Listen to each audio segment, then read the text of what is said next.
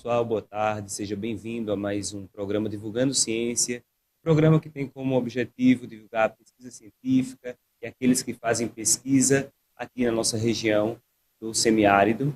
E hoje nós estamos tendo a alegria de receber pela primeira vez aqui a pesquisadora, a doutora Meire, e o pesquisador Aurélio. Eles vão falar um pouco das suas pesquisas em comum também.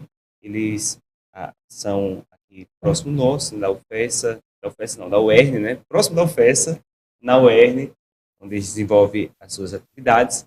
E quero dizer que sejam todos muito bem-vindos. Fica conosco até o final, nos ajuda divulgando. Já deixa seu like aí antecipado, que o programa certamente promete, vai ser muito bom. Então, doutora Meire, seja bem-vinda. Aurélio, seja bem-vindo aqui ao nosso programa. Essa mesa pela primeira vez, e eu acredito que pode ser a primeira de muitas. Então, desde já, quero deixá-los livres para fazer as considerações iniciais. Pode começar por Meire, né? Então, boa tarde, né, a todos os que nos assistem, nos acompanham nesse momento. Quero agradecer aqui o convite e também agradecer a oportunidade, né, de divulgar, de conversar um pouco sobre os nossos trabalhos, sobre as nossas pesquisas. Eu sou professora da UERN, do curso de Pedagogia, né. A minha formação, e aí eu queria falar um pouco também até sobre a minha trajetória, né, acadêmica. Eu acho que é importante a gente também contar um pouco sobre isso, né. Então, eu cursei na graduação Pedagogia, né, e aí, assim, para mim, a universidade, ela me proporcionou uma abertura de novos horizontes, de pensar, de ver, de problematizar as questões. Então, assim, foi um encantamento logo à primeira vista, né, e aí eu busquei me envolver com as atividades. Então, a época em que eu cursei Pedagogia, nós ainda não tínhamos muitas atividades de pesquisa, de extensão. A extensão, ela estava nascente, mas a pesquisa muito pouco, até porque a formação dos professores, a maioria eram professores ainda graduados, né, ou então, no máximo, com especialização. E aí o curso de Pedagogia, ele oferecia as habilitações, né? Então, quando eu concluí o curso, a minha vontade era de continuar a estudar, né? E aí eu fui me envolvendo, fazendo outras habilitações. Também no período como estudante, eu participei do movimento estudantil. Então, eu acredito que todas essas atividades, elas me ajudaram a construção de uma identidade docente, de um perfil profissional, me ajudaram a me envolver, né, com as questões da atividade acadêmica. E, posteriormente, né, eu fui também continuando, fiz pós-graduação, lato sensu, né, uma especialização em pesquisa educacional, e também tive a oportunidade de cursar o mestrado em desenvolvimento e meio ambiente na UERN. Então, assim, para mim, a universidade, ela possibilitou justamente essas outras oportunidades, né, de vivenciar outros espaços, de produzir pesquisa, de também me encantar com a pesquisa e também com a função administrativa, né, que eu comecei a partir, já quando eu ingressei na universidade, eu assumi assessoria na Pró-Reitoria de Ensino de Graduação, onde passei 10 anos e só saí para fazer o doutorado. Então, aí o doutorado já foi uma oportunidade de realizar um doutorado interinstitucional, convênio que foi realizado com a UERJ. Então, nós tivemos a oportunidade de vivenciar o processo de pesquisa em uma universidade que é de excelência também, é uma universidade cujo conceito em educação é o conceito 7, é o conceito máximo. Então, os grupos de pesquisa são muito consolidados, as produções. E para o grupo de professores que participou dessa atividade, juntamente comigo, então foi muito significativo, né? Porque a gente vivenciou também essa produção, de como essa pesquisa ela acontece, como esses grupos são vivos, de como há oportunidades também de dialogar com autores que a gente também estava lendo. Então, foi muito importante para a nossa formação. Muito bom. Então, que história, né? Realmente muita experiência, muita vivência na academia, né? Excelente. Vamos ter muita coisa para conversar ao longo desse programa. E, Aurélio, como é que tem sido sua história, sua construção? Você é daqui mesmo, Mossoró, fala um pouquinho. E como é que você conheceu a professora, a doutora Meire, né? E vocês trabalharam juntos, né? Fala um pouquinho sobre sua área. Boa tarde a todos e a todos os ouvintes, né, que estão nos assistindo nesse momento. A minha história ela é marcada assim por muitos obstáculos, né, e dificuldades, devido a minhas condições assim de ser um filho, né, de um trabalhador rural, uma trabalhadora rural. Nasci na cidade de Ipu, que fica quase 300 quilômetros, né, de Fortaleza. E aí eu tive assim uma dificuldade, né, de acessar, por exemplo, a universidade, né. Então acabei acessando tardiamente, né, devido às condições. E assim como a Meire, logo que cheguei à universidade também foi ali um encantamento, né. No meu caso, eu sou formado em Ciências Sociais, bacharelado, e licenciado em História. Mas logo que eu cheguei na Universidade Estadual do Ceará, logo também me encantei ali pelas primeiras leituras, né, do campo da sociologia, da ciência política. E aí foi aquela paixão, né, à primeira vista, e principalmente por dois campos, e hoje são esses dois campos que eu gosto mais, assim, de me debruçar, né, tanto através das leituras como da pesquisa, que é o campo da sociologia do trabalho, né, e a sociologia da educação. E assim como a Meire, também foi uma oportunidade assim, imensa, né, de poder avançar no desenvolvimento, tanto do ponto de vista intelectual, como do ponto de vista também pessoal, né, uma coisa não está desconectada da outra, através das leituras. E aí eu fui, através dessa trajetória, formando ali a minha identidade, né, como profissional, como um ser humano mesmo. E assim, eu vi assim durante esse tempo uma transformação imensa, né? Se eu for voltar lá atrás e, por exemplo, fazer uma comparação quem era o Aurélio há mais ou menos 8, 10 anos atrás, como é o Aurélio hoje, né? E assim, com relação ao conhecimento, a Meiristé, a gente está numa parceria, né, de uma pesquisa de mestrado. Conheci a Meire logo após o processo seletivo, né, que eu fiz recente na UEL para o programa de mestrado em educação. E aí, através desse processo seletivo, a gente se conheceu e a gente está numa parceria de desenvolvimento, né, de uma pesquisa que a gente pode detalhar mais ela daqui a pouquinho, né? Excelente. Já estamos aqui com algumas pessoas interagindo, né, no chat do canal no YouTube. A transmissão está acontecendo ao vivo, seja agora mesmo pelo YouTube e também pela TV Rede Verbo. Se você está assistindo na Rede Verbo através da TV a cabo e deseja interagir conosco, poderá entrar aqui pelo Divulgando Ciência no YouTube e deixar a sua mensagem. Nós estamos aqui com o Ronaldo, falou aqui que o som estava meio baixo, né, um pouco enteado, acredito, mas pode dar uma olhada aí depois se resolveu, viu? A Amanda já está verificando ali. Paulo Eduardo, colocou boa tarde a todos. Professora Aida Gabriela também, colega da professora Meiristé, lá na UERN. Olha aí, seja bem-vinda, Ilha, muito bom. E todos aqueles que estão participando, mais uma vez, sejam bem-vindos. Várias pessoas já estão entrando aqui, pelo que estou vendo. Então, estamos falando sobre educação hoje, né? Construção. E ao longo desse tempo, vocês têm pesquisado especificamente qual área?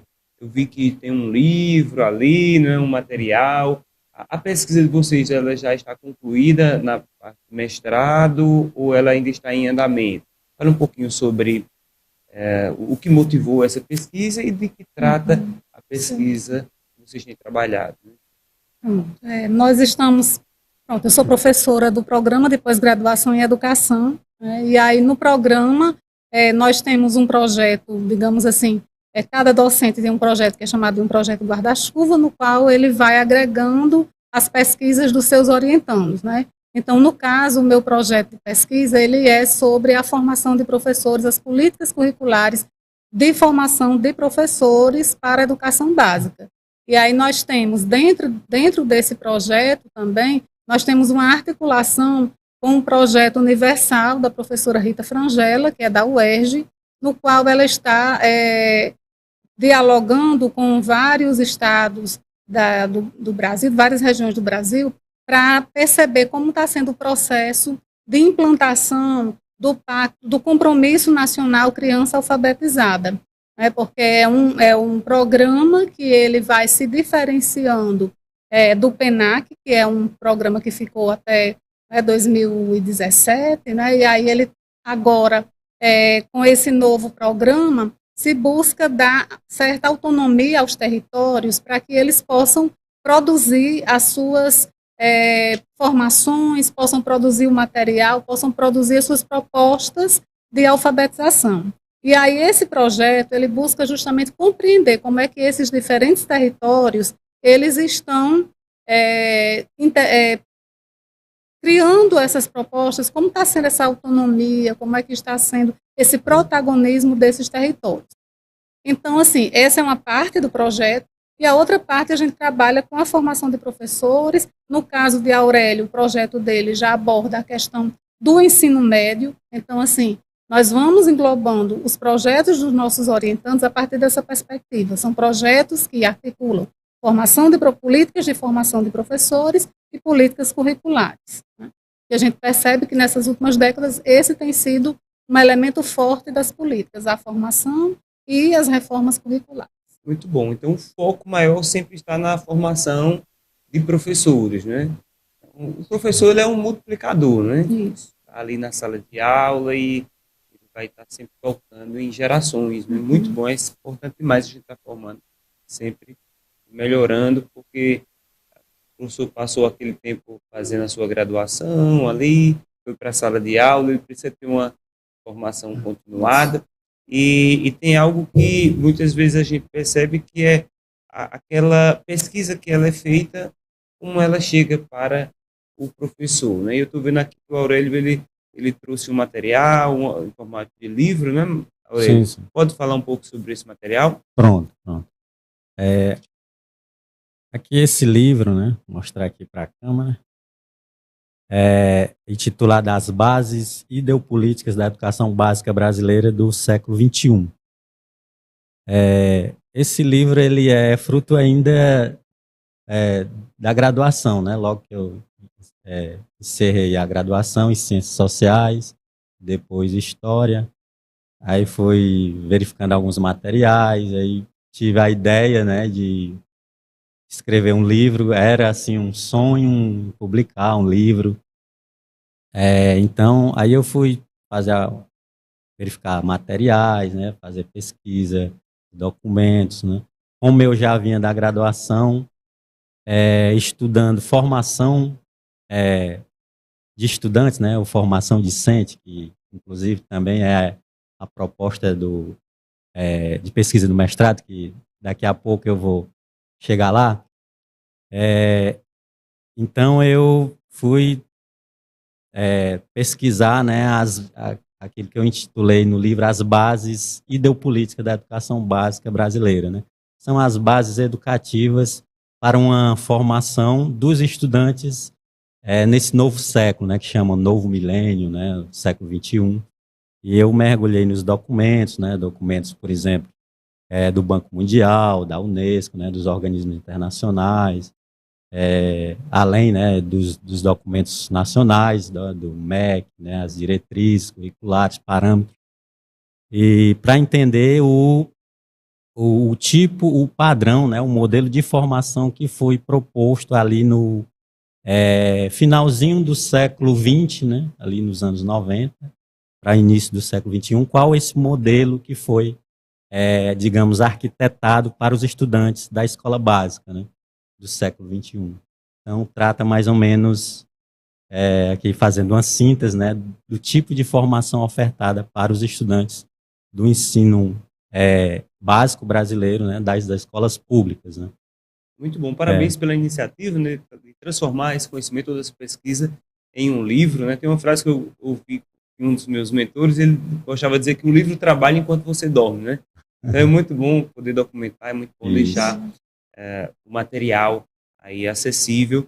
E agora, se debruçando no trabalho, né, de como melhorar a formação de professores para um ensino médio, qual é o foco que vocês estão tendo e quais são as maiores dificuldades, a problemática que tem se levantado nessa questão, né, da formação de professores para o ensino médio, do ensino médio. Certo, porque o que é que a gente tem percebido nas pesquisas é que, a partir da década de 90, né, digamos assim, alguns elementos, alguns discursos, eles vão circulando e vão endereçando assim, algumas demandas para essa formação de professores, na perspectiva de quê? De um maior controle da docência, numa perspectiva de uma avaliação em larga escala, numa perspectiva de uma formação mais técnico-instrumental.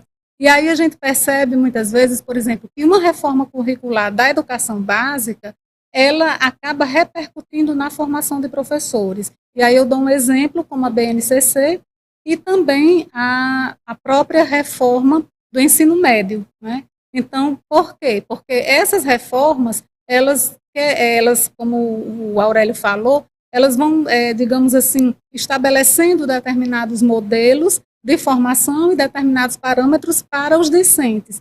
E, ao mesmo tempo, elas são indutoras, como a BNCC foi indutora, da BNC Formação, que foi a resolução recentemente revogada, né, após várias críticas, mas a gente percebe que há esse alinhamento, né? E aí também nesse processo o professor ele tem sido colocado como o responsável pelo sucesso ou insucesso da qualidade educacional. E sem considerar, por vezes, os contextos, as diferenças, as questões regionais, as desigualdades sociais. E aí, numa certa falácia de que, ao você padronizar o currículo, você teria uma equidade, né? Então, assim, e as pesquisas na perspectiva do currículo, elas vão mostrando que essa padronização curricular, essa padronização da formação, ela acaba não logrando o êxito esperado. Por quê? Porque ela acaba apagando e silenciando os processos de micropolíticas, a cultura institucional, né? Então, aí a gente vai percebendo. Então, o trabalho do Aurélio, quando ele veio, apesar de não estar diretamente na formação de professores, mas ele vai trazendo aí como é que a reforma do ensino médio, né, tem impactado nos estudantes, que modelo, que padrão é esse, e aí a gente vai fazendo esse alinhamento, como essa reforma também vai repercutindo num modelo para a formação de professores do ensino médio, que pode ser visualizado nas próprias resoluções que têm sido aprovadas recentemente. Pronto. Aí no meu caso, eu focalizo mais na formação discente, né? Então, a temática as políticas, né? Como as políticas neoliberais se expressam na proposta de formação da base nacional comum curricular, em termos da formação discente, da identidade discente, né? Então nós vamos, né, analisar como é que essas que a gente chama, né, de princípios, né, neoliberais, como é que elas vão estar expressa ali na base nacional comum curricular, né? E isso em termos, aliás, para formatar um padrão de formação de identidade dos estudantes, né? Que nós nomeamos de identidade discente.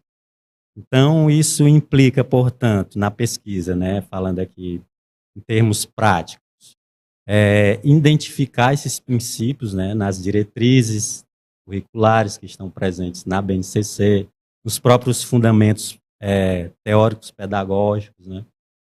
Implica a gente compreender como é que esses princípios estão articulados dentro de uma estrutura discursiva, né, que está presente lá na BNCC, e compreender o sentido, né, da formação da identidade discente. Ou seja, em outras palavras, compreender qual esse modelo de formação, né, de um novo sujeito, digamos assim, um sujeito que se adeque a esse novo contexto, né, econômico, cultural, social do século XXI. Então, basicamente essa é a proposta que a gente que nós vamos nos debruçarmos, né, a partir de então, até porque nesses 2 primeiros semestres eu estive mais dedicado, né, às disciplinas, e aí a partir desse terceiro e o último semestre aquele momento, digamos, chave, né, para a construção da dissertação. Muito bom.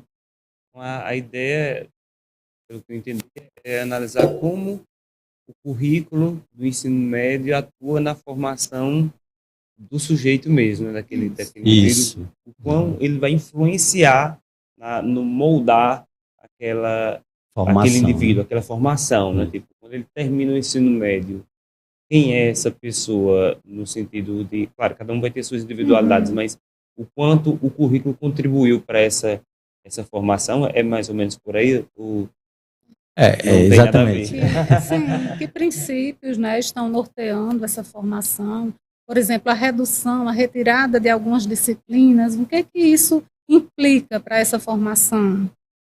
A questão dos itinerários formativos. Então, todos esses elementos que vão compondo essa proposta de reforma do ensino médio, como é que ela repercute nessa formação? Então, vocês debatem também a questão de acrescentar, acrescentar impactos que poderia ter. Sempre quando fala retirar algo do currículo, né, sempre é uma questão muito delicada, principalmente quando eu sou matemático, professor de matemática, aí pensa, pra gente, tudo que está ali é muito importante, né?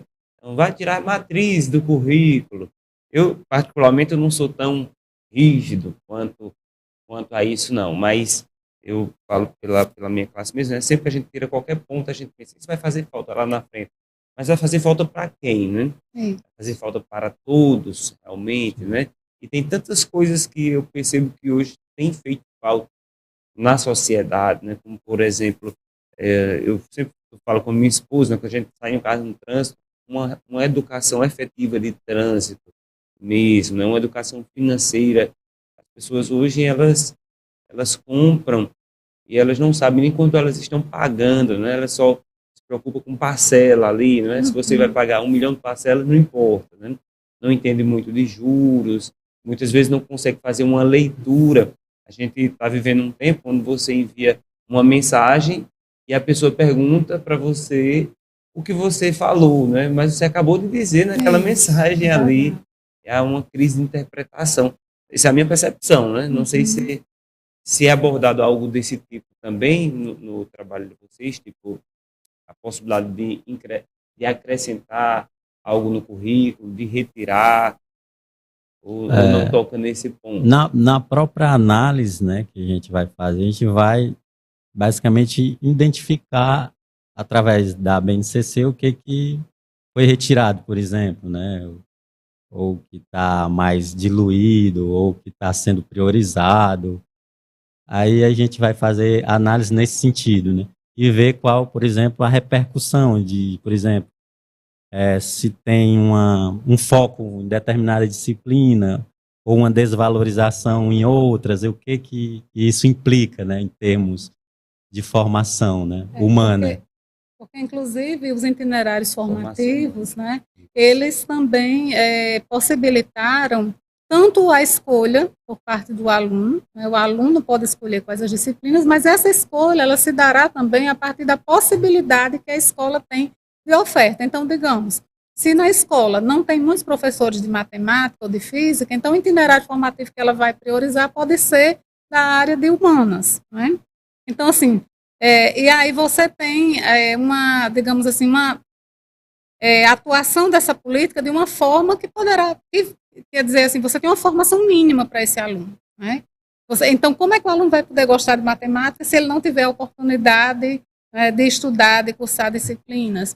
E aí também essa reforma ela possibilitou a criação de outras disciplinas, a partir de quê? Da flexibilização do projeto de vida também. Então, disciplinas, até um estudo, tem um levantamento, disciplinas de diversas naturezas, né? Seria uma espécie de eletivas, tipo, sim, onde o aluno iria escolher isso, o que ele pretende estudar para a vida dele, né? Tipo, um direcionamento maior para o seu futuro ali, né? Isso, essa assim, é o que está dizendo, né, a ideia, mas ao mesmo tempo você também tira desse aluno a possibilidade de outras disciplinas que são igualmente importantes, né? Então, assim, é uma questão muito complexa. Então, por isso que ele vai assim, então o que está por trás de tudo isso? Que princípios são esses? Por que isso?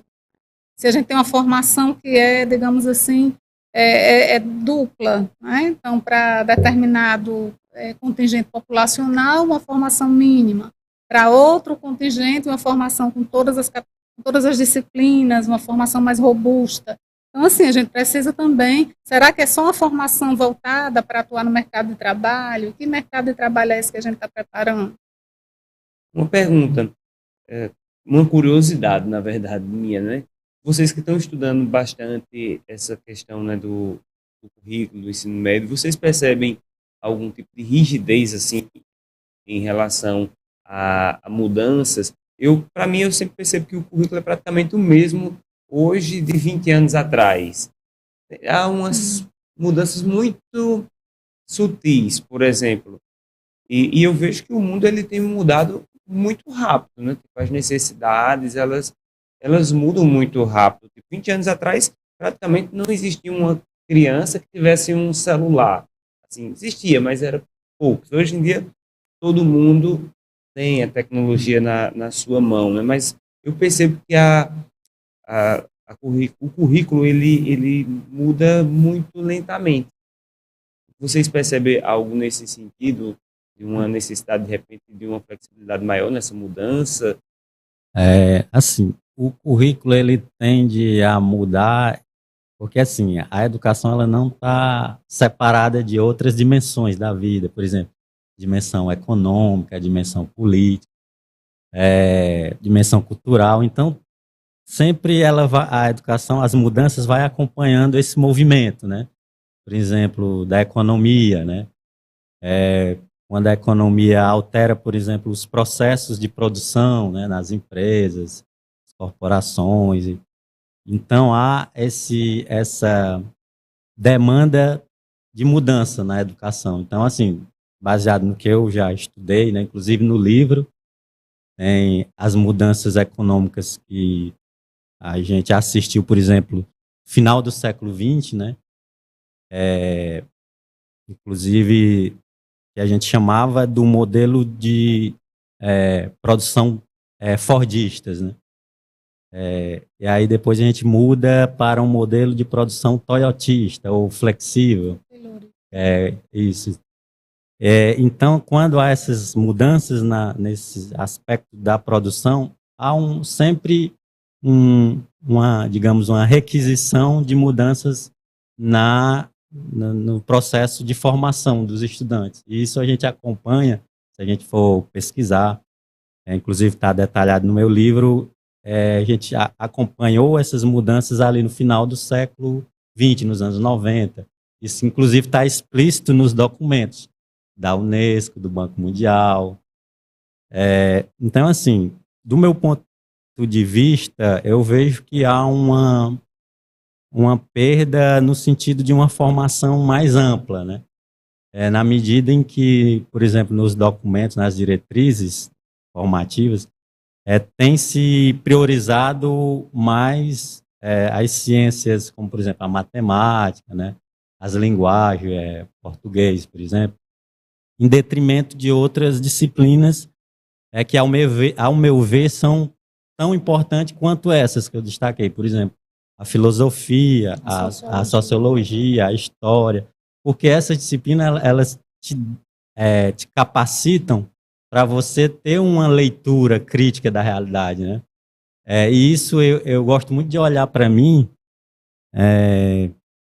porque, assim, quando eu entrei na universidade, que eu tive acesso a essas leituras, né, já que eu sou do campo das ciências sociais, leitura de economia política, de filosofia, de história, eu comecei a sofrer, digamos assim, esse processo de transformação, né, transformação no sentido de ampliação do conhecimento e de utilizar esse conhecimento para olhar para a realidade e interpretá-la, né, de uma forma crítica, por exemplo, entender a economia, entender a política, entender como o nosso cotidiano está atravessado, né, pelas decisões políticas, as decisões no âmbito da economia política. E sem essas disciplinas, você não consegue, né, minimamente olhar para a realidade e fazer essa leitura crítica, né, dessa realidade. Por isso, então, eu vejo dessa forma que o currículo ele tem sido priorizado, né, mais a matemática, o português, essas disciplinas que são favoráveis à formação para o mercado, né, para atender às demandas do mercado, mas, por outro lado, desvaloriza essa formação mais ampla que eu acabei de mencionar, né? A gente sempre assim, diz que o currículo ele é um campo de disputas, não é? Então, é um campo de disputa em relação a que disciplinas ficam, a quais disciplinas saem, a que disciplina vai ser priorizada, que conteúdos, não é? Então, assim, isso é sempre um campo de disputa ao longo do tempo. Então, se a gente pensar essas mudanças, talvez elas pareçam um pouco sutis, mas elas estão lá. Por exemplo, se a gente pensa no próprio processo de alfabetização, em determinado momento, ele vai mudando. Primeiro, uma alfabetização que era mais voltada para a cartilha, uma alfabetização mais instrumental, depois uma alfabetização como leitura de mundo. Então, assim, e agora uma tensão novamente, no sentido de volta um pouco, método fônico. Então, são uma perspectiva socio-interacionista. Aparentemente, as disciplinas estão lá, língua portuguesa, matemática, mas essas disputas, elas estão perpassando o cotidiano escolar e estão perpassando também o campo das políticas e da formação de professores. Então, os programas, né? Alguns programas, eles estavam voltados para, digamos assim, a difusão do método fônico. Então, há uma corrente que critica essa perspectiva, né? Já pensa numa alfabetização mais, numa perspectiva socio-interacionista, numa perspectiva mais vigotskiana, mais piagetiana. Então, assim, há todas essas, digamos assim, essas disputas em relação a essas perspectivas, né, que estão lá, tanto na formação, né, quanto nas políticas e no cotidiano da escola, embora aparentemente as disciplinas continuam, mesmo assim, por exemplo, a mudança do novo ensino médio, ela, apesar de fala em áreas, né, mas continua disciplinar. Essa é uma ruptura que me parece assim que parece intransponível, porque assim, sempre a gente pensa na reformulação curricular, questiona a fragmentação disciplinar, mas ao mesmo tempo a gente mantém as disciplinas. Parece que a gente não consegue ainda mexer ou tem medo de fazer de uma outra forma, de não saber fazer, de ficar pior. Mas, ao mesmo tempo, né, o conteúdo, a forma da perspectiva da história, do que pode ser discutido, do que não pode. Então, isso é muito tensionado sempre. Então, acho que essas mudanças, elas, de certa forma, estão latentes. Por exemplo, se a gente observa o curso de pedagogia e a gente pega o currículo dos anos 80, dos anos 90, a gente vai ver uma perspectiva muito mais instrumental, baseada muito nos fundamentos, muito também numa separação teoria-prática. Então, até a metade do curso você tinha a parte mais teórica e, ao mesmo tempo, o estágio com um caráter terminal, você tinha os 2 últimos períodos, então aquilo era prática, e hoje já se procura um pouco mais fazer essa articulação teoria-prática desde o início do curso. Né? Mas, recentemente, o BNC já trouxe uma perspectiva mais instrumental, então a gente percebe que há um tensionamento o tempo inteiro sobre o que é formar professores, sobre como formar professores. Muito bom mesmo. Temos aqui vários comentários também, né? O Dr. Walter colocou aqui, muito interessante a entrevista de hoje, parabéns, a professora Meire Esté Barbosa e se orientando. Antônio colocou aqui, gostaria de fazer uma pergunta aos professores sobre como eles veem a educação dentro do neoliberalismo. Ele colocou aqui, eu estive no 3º Congresso contra o neoliberalismo na educação e tenho esta curiosidade. Olha aí, ficou a pergunta para vocês, né? Como é que vocês veem a educação no neoliberalismo? O Ronaldo colocou aqui várias perguntas, né? Assim, outros comentários, na verdade, também. Ele colocou, depois vamos convidar a professora da UERJ, né? Que trabalha no projeto Universal, da professora doutora Meire. Ele colocou na próxima semana, dia 26/12, vamos entrevistar o doutor Tiago, responsável pelo programa do YouTube, Mais um Café. Eita, que coisa boa, conseguiu fazer esse contato, né? O Tiago tem um programa como esse, mas bem evoluído e faz sucesso no mundo todo, né? Muito bom, excelente e coisa boa. Então, vocês querem responder a pergunta do Aldo aqui, né? Como é que fica a questão da educação dentro do neoliberalismo? Eu vou responder, e também ele com certeza tem muito a contribuir nesse diálogo. Assim, no grupo de pesquisa, que é o grupo de currículo e ensino, a gente tem estudado o Stephen Ball, né, que é um autor, e ele faz um diálogo com a perspectiva pós-estrutural, mas ele também, assim, ele adota uma perspectiva pluralista, não no sentido de um certo de relativismo, mas no sentido de pensar essa política como uma política que é descentrada. Não, ele faz um estudo que pensa a política não como algo emanado do poder central para ser implementado em um contexto micro, mas ele pensa a política como um processo cíclico que vai acontecendo em vários contextos na medida que essa política vai sendo atuada. Ele traz o conceito de atuação, né, inclusive trazendo a ideia atuação como a própria ensinação. Ele diz que quando a política chega na escola, ela é ensinada, ela é atuada, porque a política é um texto, esse texto ele é interpretado e aí ele faz um estudo no Reino Unido com várias escolas e ele vê que mesmo numa política que é engessada, que é padronizada, as escolas elas têm lógicas diferentes de interpretação dessa política e atuam na política de forma diferente. E aí, para dizer que ele também tem realizado um estudo justamente sobre as redes políticas, onde ele vai pensar o neoliberalismo como uma tecnologia, e ele diz assim, que muda mentes, né, e também a forma da gente pensar, da gente agir, da gente não é só relacionado com a própria economia, mas ele diz que, que o neoliberalismo ele também muda a nossa própria subjetividade, porque nós vamos, ao mesmo tempo, nos envolvendo com essa performatividade, né, com essa questão de sermos cobrados, de estarmos nos vigiando, né? Até eu e a professora Márcia Betânia, nós publicamos um texto que é Docência Sitiada, em que a gente faz um apanhado justamente de algumas pesquisas, em que a gente vai percebendo como essas políticas, elas têm colocado o professor realmente assim, no estado de sítio, no sentido de estar de controle das práticas. Cada vez mais o professor ele é responsabilizado pelos resultados, cada vez mais ele tem que prestar contas através do desempenho do aluno, das avaliações, né? Então, assim, esse neoliberalismo ele vai se infiltrando, ele vai repercutindo nas práticas e também vai mudando a relação do Estado, né?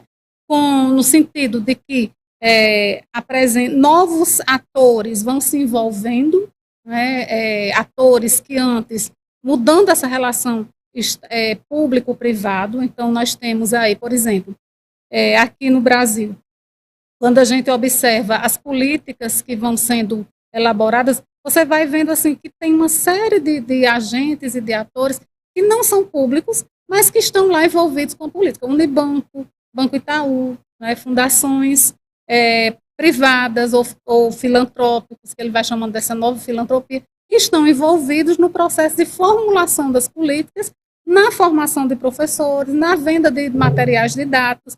Então, por trás dessa demanda por uma reforma curricular, há também um interesse político-econômico ligado ao neoliberalismo. Então, assim, a partir dos anos 90, acho que houve um boom em relação a pensar que a educação como uma nova forma de expansão do capitalismo, né?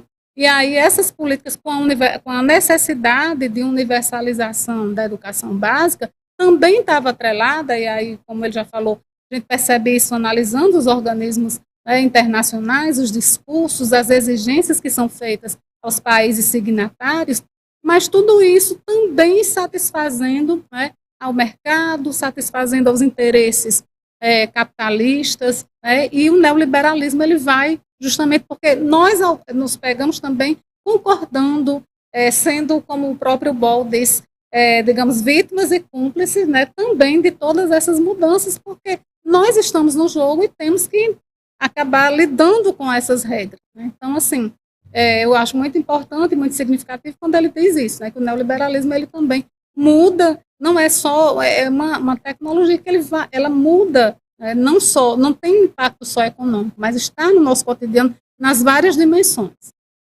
Muito bom. Gostaria de acrescentar algo?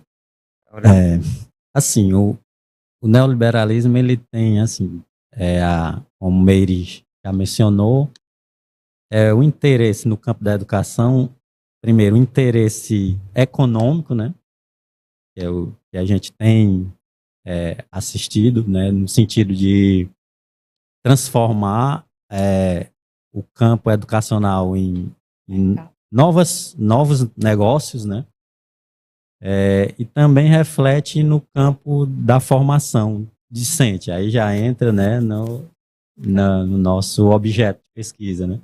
É nesse sentido, como o Meire falou, de transformar a subjetividade do sujeito, né, do indivíduo, ou seja, moldar ali uma visão de mundo, né, um modo de agir, de se comportar de acordo com o interesse, né, de determinados grupos econômicos e políticos. Inclusive, quando a gente acessa os documentos, a gente vê muito o foco também, para além da questão do mercado de trabalho, o foco no ensino de valores, né? Valores, de comportamentos. Inclusive está nas diretrizes, nos parâmetros curriculares, já lá no finalzinho dos anos 90, né? Que também permanece agora na BNCC. Então tem, assim, na minha leitura é o seguinte, tem um objetivo econômico de transformar a educação em novos negócios, né? E aí a gente, para mencionar aqui exemplos, né, práticos, a gente está assistindo, por exemplo, a privatização de escolas, né, em São Paulo, né, e no Paraná também, e a questão da formação discente, como eu já falei. Só que o neoliberalismo ele atravessa várias dimensões na escola, né, não só também na questão das avaliações, né, da própria gestão da escola, ou seja, a gestão da escola, pelo que a gente tem estudado, né,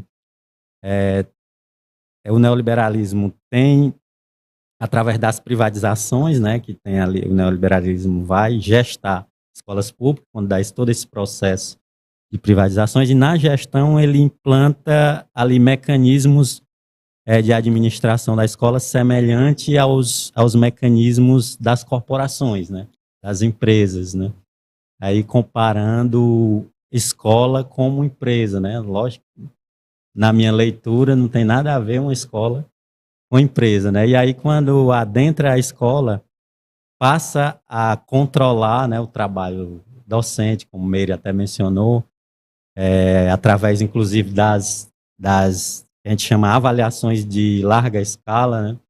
E aí você focaliza nos resultados, né? Em detrimento dos processos. Ou seja, você transforma toda a educação em números, né? Não é à toa que a gente vê aí a disputa entre escolas, quem é que tem o melhor ranking, né? Por aí vai. Então, o resultado no Enem. Exatamente. Exatamente. E aí você, em detrimento da qualidade, né? Porque se foca apenas nos resultados, né? Você controla o trabalho docente, né? E você, além de controlar o trabalho docente, você acaba também retirando a autonomia, né? Do próprio docente, né? Muito bom. Eu ia até, inclusive, fazer essa pergunta, né? A Meire falou, né, sobre a questão do sítio, né, na educação, o professor hoje com um pouco de liberdade, e eu iria exatamente perguntar como é que fica as diferenças entre a questão da liberdade que o professor tem quando a gente faz nós temos uma educação bipartida no Brasil, não tem a educação dos pobres e a do rico, digamos assim, né? Que é a pública e a particular. E eu vou dizer isso, mas na verdade não é nem só isso, né? Porque nem toda particular é do rico, né? Tem a particular do pobre que se esforça ainda mais para pagar por uma educação quando deveria... E a imagem do que é privado é melhor do que o que é público. Exato. Né? Permanece isso no imaginário, não necessariamente. Bem assim, né? Nós precisamos lutar por uma educação pública tão boa quanto a particular. No meu ver, eu acho que não deveria existir educação particular. É a universalização, deveria ser tudo, né? Público, entendeu? Para que realmente a gente tivesse uma educação boa. Mas, tudo bem, voltando para aquela questão. Meus filhos estudam numa escola particular. E por que eles estudam numa escola particular quando eu sou professor de uma universidade pública e que eu vejo, por exemplo, na Universidade Federal é uma das melhores universidades, a UERN, né, a universidade pública, independente estadual ou federal, a universidade pública hoje brasileira ainda está entre as melhores universidades de excelência. Por que nós não temos uma educação pública a nível básico e a nível médio tão boa quanto, né? Então, assim, a gente precisa lutar para isso. Em relação à questão do sítio que existe, né? Quando você está lá no ensino particular, o professor ele não tem tanta liberdade de fazer uma abordagem didática como ele gostaria de fazer, né? O foco ali é número, né? Número, ele tem que dar uma resposta... Uma resposta imediata. Tudo imediata e para coisas que não têm uma resposta imediata. Como é que vocês têm essa percepção também de uma rigidez maior, de uma pressão psicológica também do professor na rede particular em relação ao professor na rede pública? Existe alguma análise, algum estudo sobre a condição até mesmo psicológica do professor que está em sala de aula? Porque a gente vê o mundo da escola privada, parece que é o melhor mundo do mundo, né? Vocês têm que falar um pouquinho sobre esse assunto? Assim, eu não tenho, digamos assim, dados para dizer especificamente. Agora, a questão do adoecimento docente, ele é algo que realmente vem sendo bastante debatido, bastante estudado. E esse controle que hoje a gente acha que é maior nas particulares, mas ele também está acontecendo de forma cada vez mais crescente também nas escolas públicas, no sentido também de certo apostilamento, né, das atividades, digamos assim. Você tem agora materiais que já indicam o que deve ser trabalhado em cada aula, quais as competências, quais habilidades. O professor tem que fazer o registro daquilo a partir dos códigos, dos números, qual competência, qual habilidade, os livros. Então, isso também acaba, digamos assim, tirando um pouco tirando a autonomia docente em relação a fazer. Tem determinados projetos que já vêm pré-determinados que o professor deve cumprir, né? Então, isso acaba gerando, né, realmente uma certa ansiedade. E isso, por exemplo, as nossas pesquisas, quando nós temos, tanto da rede estadual quanto da rede municipal, nós temos entrevistados professores, os nossos orientandos também, e eles revelam um certo cansaço, uma certa descrença, né, em relação a tudo isso, se sentem sobrecarregados com inúmeras demandas que são postas ao docente, e isso prejudica com certeza, né? Inclusive alguns falam assim que já pensaram em desistir da profissão, mas não fosse já ter uma caminhada de 10 anos, né?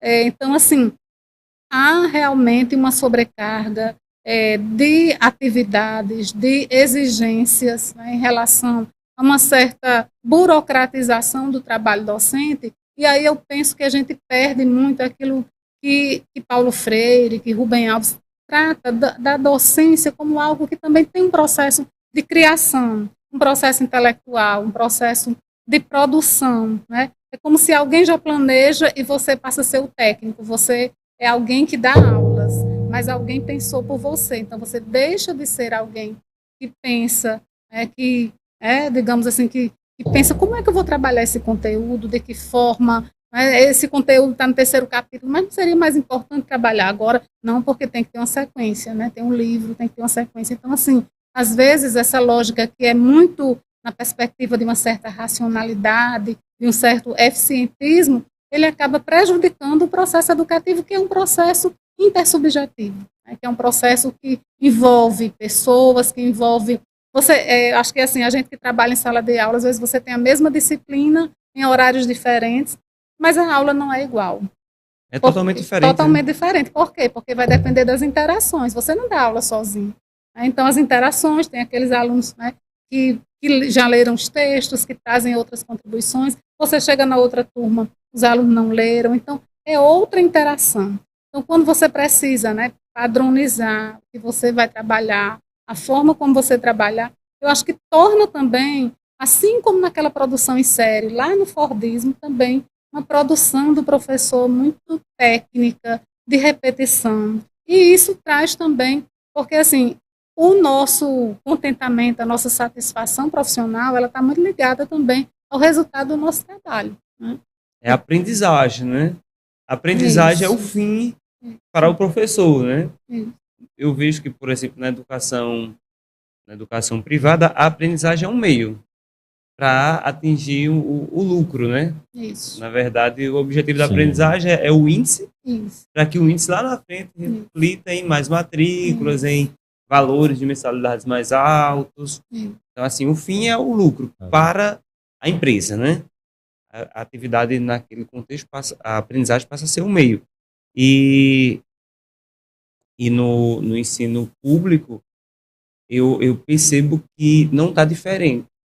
Porque o objetivo não é o lucro, mas às vezes é um índice também. É um índice também. É um índice. A gente tem que ter um índice de tantas crianças na escola, de tantas pessoas alfabetizadas, tanto percentual da população com nível superior, mas a aprendizagem real eu não percebo. Por exemplo, na minha sala de aula, eu tenho procurado dar aula. Eu leciono algumas disciplinas na UFESA de matemática. E eu lecionava as disciplinas do primeiro período e do último período, praticamente, que é tipo um cálculo 1 e um cálculo 4. O aluno do cálculo 4 é um aluno que ele já tem bastante vivência dentro da universidade, é um aluno mais maduro. Eu percebia que o aluno do cálculo 1 é um aluno que chega com muita dificuldade mesmo, maturidade e muitas carências. Eu pedi para me colocar agora sempre nas turmas de cálculo 1, com o objetivo de ajudar um pouco mais esse aluno, de revisar assuntos de nível médio, que eu gosto de fazer para eles com calma, sem chegar lá e já dar o assunto do ensino superior, sem fazer uma revisão, né? Mas eu percebo isso, um número muito grande de alunos que chega, Vicente, né, esse aluno, mas tudo bem, que chega ali e não demonstra que aprenderam, não demonstram que aprenderam os assuntos do ensino médio. Então, assim, a gente tem um ensino bem sobrecarregado, um currículo bem sobrecarregado. Mas quando o aluno sai, ele não sai com nem metade daquele currículo, com aprendizagem muito significativa. Então, acredito que o professor ele fica um pouco desanimado, né? Porque ele trabalhou tanto e no final ele não vê o resultado, né? Vocês percebem algo desse tipo também? Assim, de formação do professor, essa questão do professor, ele não vê o fruto do trabalho dele refletido no aluno? Assim, eu posso falar assim da escola pública, né? Porque eu já dei aula no ensino básico. E aí você colocou, né, essa questão do como um meio, né? Aí eu fiquei aqui refletindo. Eu também vejo dessa forma, né? Tanto como um meio imediato, né? E através das privatizações, das gestões da escola, de venda de serviços para a escola, né? E materiais didáticos, por aí vai, né? Então, tanto do ponto de vista da escola sendo utilizado como um meio para o lucro imediato e também, digamos, a médio, a longo prazo, quando você implementa uma formação né, que vai formatar um tipo de trabalhador adequado àquele novo contexto econômico, como eu mencionei agora há pouco, o contexto da produção que a gente chama toyotista ou produção flexível, né? Aí outra questão, retornando à questão do controle, né, dos professores, e aí me remete aqui à questão da padronização, né? E a gente percebe que a padronização, ela não tem causado somente o adoecimento, a angústia, né, dos professores, até casos de depressão, mas também ela tem atingido os próprios conteúdos, né? Ela tem um controle do conteúdo, daquilo que deve ser ensinado na escola. E esse controle já vem através de outro mecanismo, que é o das avaliações. Então, você entra na escola para dar aula, você tem que já formatar um determinado conteúdo de aula compatível, digamos, com base, né, na avaliação, né, nas avaliações. Então, aí, o que acontece? Isso vai ter uma perda muito grande, né, na questão da aprendizagem, né, digamos, de uma formação mais ampla, né, como eu mencionei, e porque também a questão da padronização, ela tende a desconsiderar outras questões que estão atravessadas na escola, como, por exemplo, as diferenças culturais, né? Por exemplo, as diferenças étnicas, diferenças sociais, as questões socioeconômicas, desigualdades sociais. Então, essas questões, elas não têm sido levado, aliás, em consideração na hora de você arquitetar um currículo, né? Então, é um currículo totalmente padronizado, mas voltado para atender, né, as demandas do mercado de trabalho, né? E, consequentemente, aos interesses de determinados segmentos econômicos e políticos do nosso país, né? Muito bom mesmo. Uma questão, antigamente, não me lembro bem, não sei se era na década de 80, existia aquela questão do científico, né? Que era onde o aluno chegava ali no ensino médio e ele poderia direcionar um pouco para as suas habilidades ali mais evidentes. Tipo, o aluno que gostava mais da parte de matemática, engenharia, iria fazer algumas disciplinas voltadas para essa área. E outros alunos poderiam fazer mais biologia. Eu não me lembro se era bem dividido assim. Na verdade, eu não cheguei a estudar. Mas hoje se discute algo não para voltar para o científico, mas algo mais flexível no sentido de alunos diferentes poderem escolher algumas disciplinas ou algum tipo de abordagem, habilidades ainda no ensino médio mais vocacionado, por exemplo. Tipo, a gente vê isso no esporte, né? No esporte a gente não tem um esporte para todo mundo, né? Eu acho isso muito bom. Na universidade tem o vôlei, tem o futebol, tem o atletismo, e não é um esporte que todo mundo tem que fazer aquele mesmo. Você pode escolher, há uma flexibilidade para você escolher, não, eu vou fazer vôlei, eu vou fazer um futebol, karatê, né, dependendo da escola, tem essa flexibilidade. Tem alguns, né? Existe alguma discussão para flexibilizar um pouco também a educação do currículo, na verdade, né, do ensino médio, onde o aluno tivesse algo, foi falando um pouco sobre a eletiva, né? Mas tivesse um nicho ali, onde ele pudesse, não, eu vou me dedicar um pouco mais sobre arte, eu vou me aprofundar um pouco mais na parte artística, na parte de aprimorar o desenho, aprimorar a arte cênica. Tem algo desse tipo em discussão? Porque na reforma do ensino médio, os itinerários formativos, né, eles permitem ao aluno ele eleger o bloco de disciplinas, né? Só que esse bloco de disciplinas vai estar também condicionado ao que a escola pode ofertar. Né? E aí acaba, digamos assim, que o aluno não tem por vezes ele não tem essa opção de escolher, porque também vai depender do quadro de servidores da escola. E aí, geralmente, há uma carência em determinadas áreas de docentes, né? Principalmente na área de exatas, há uma carência de docentes. Então, acaba que ou você vai ter um professor de outra área contemplando isso aí, ou então você vai ter um bloco de disciplinas mais voltada para a área de humanas. Então, há essa flexibilização.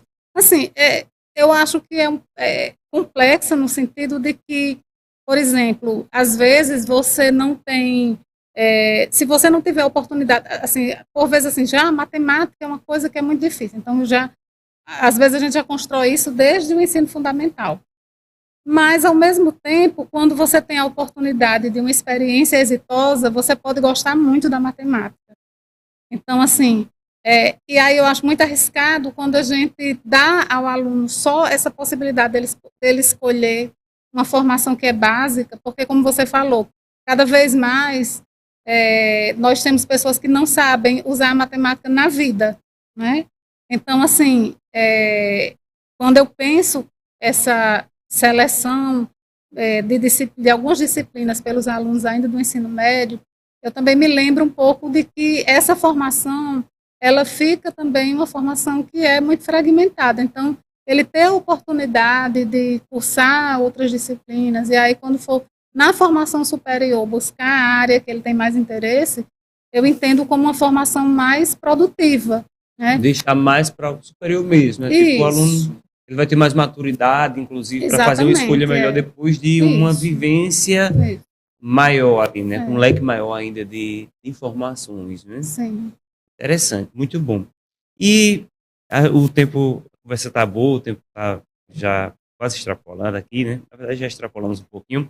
Eu queria só, então, nesses últimos momentos, perguntar como é que está a perspectiva aí para o final do trabalho, né? Já está... Vocês estão perto de já terminar? Como é que está o afunilamento da dissertação, né? Já vai escrever?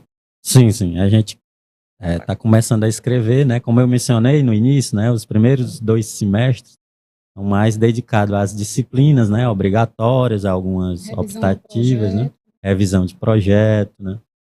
Fazendo ali os ajustes, né? Adequados para a dissertação, mas aí no finalzinho do segundo semestre, a gente já começa mesmo a se dedicar às leituras, né, e à escrita, né, até porque ali no início do terceiro semestre a gente tem que passar pelo processo de qualificação, né, e aí já tem que ter ali uma parte do trabalho já escrito. Já fez a qualificação? Né? Ainda não. Fazer agora no início do ano. Vai suar um pouquinho, né? Mas já tudo certo. No fim sempre dá certo, né? Sim. Ele é muito dedicado, né? Eu acho que dá para ver que o Aurélio aí tô com expectativa vai tirar de letra trabalho. A qualificação, sim, né? Com certeza. Muito bom mesmo. E os problemas do trabalho sempre tem, né? Algumas questões que tem que desenrolar ali, vocês já estão bem avançados, né? Porque assim, o trabalho dele ele vai ser, o corpus vai ser, a empiria vai ser documental, né? Então nós não vamos fazer entrevista porque existe realmente um corpus de pesquisa bastante volumoso, então nós fizemos essa escolha juntamente, né? Ele e eu, a gente conseguiu pensar nessa perspectiva, porque aí, num doutorado, aí ele já pode ver, inclusive também, porque é uma política que é recente, né? E aí ele já pode ver depois como é que está esse desenvolvimento, indo para as escolas. Uma vez que o mestrado são 2 anos, né? Então, a gente pensou que nessa análise documental, um trabalho de revisão, assim, robusto, ele até vai mesmo ter... uma preparação já para o doutorado, né? Porque já vai ter uma carga de leitura maior ali para chegar no doutorado já mais, ainda mais fundamentado, né? Sim. Excelente. Pois eu estou torcendo aí pelo seu trabalho, né? E se puder fazer também um livro, material do trabalho e apresentar aqui, será muito, muito bom, né? Para que a gente possa divulgar a ciência. Quero, assim, desde já agradecer demais a vinda de vocês aqui no nosso programa Divulgando Ciência, dizer que as portas estão abertas para vocês, para toda a UERJ, né? Todos os pesquisadores aqui da nossa região, independente de ser universidade pública, universidade particular. Se você é um pesquisador, venha divulgar a sua pesquisa. Esse é o nosso objetivo aqui com o Divulgando Ciência. E eu gostaria de deixar vocês livres para fazerem as considerações finais. Quero agradecer também toda a audiência, né, que deixar perguntas aqui. Eu nem li todas para deixar os convidados falarem. O Ronaldo perguntou aqui se a professora Meire, ela é do Rio de Janeiro ou se é de Mossoró? Não, sou de Mossoró. Sou de Mossoró. Muito bem, então pode ficar ali. Não, Jackson, eu quero agradecer, né, o convite, quero agradecer a oportunidade também desse diálogo, né, muito interessante para a gente discutir, apresentar um pouco das nossas ideias, também interagir, né, com o público e agradecer o espaço, né, então fico muito feliz por estar aqui nesse momento, juntamente com o Aurélio, que foi através dele que veio o convite, né, então agradeço. Eu acho que é um trabalho muito importante, né, o programa Divulgando Ciência, que assim, é muito bom, porque eu acho que ainda nós temos poucos espaços de divulgação da ciência, principalmente aqui, né, entre nós, no Mossoró. Então, parabéns pelo trabalho, pela condução. Bom. Muito obrigado. Pronto, queria agradecer aqui o Ronaldo, né, Ronaldo Garcias, que foi o responsável pelo convite, né? Agradecer aí aos ouvintes que estão nos assistindo, né? A você, o apresentador, o mediador, né? Assim, esses espaços, né, de divulgação da ciência é muito importante, né? Quanto mais espaços a gente tiver na cidade, que a gente possa estar divulgando ali o nosso trabalho, né? Melhor. Então, eu queria agradecer mais uma vez aqui. Sempre que tiver o convite, a gente vai estar aqui para a gente, né, disseminar o conhecimento que a gente estiver produzindo, né? E aí, se você me permitir fazer só mais uma... Pode fazer a divulgação. Divulgação aqui do livro. Novamente,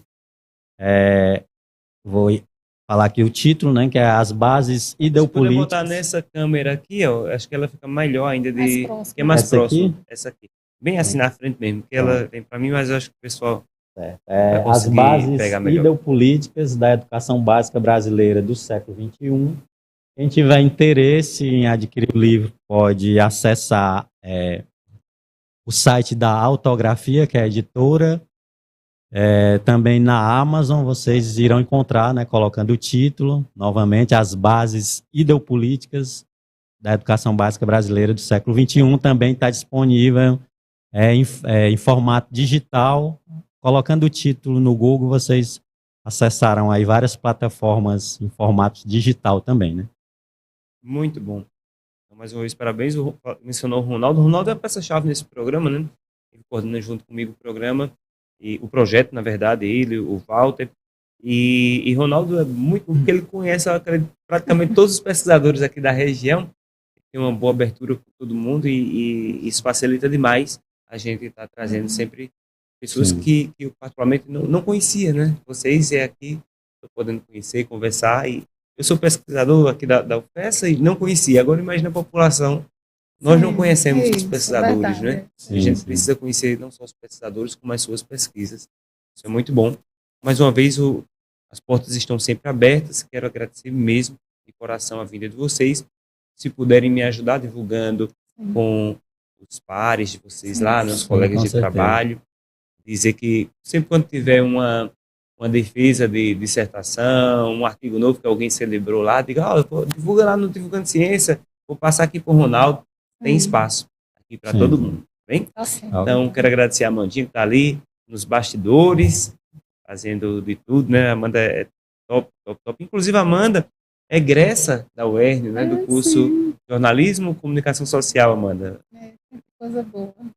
Jornalismo, comunicação, né? Comunicação social, e está aqui servindo, trabalhando na Rede Verbo TV. Muito bom. Então, um abraço a todos e até o próximo Divulgando Ciência. Tchau, tchau.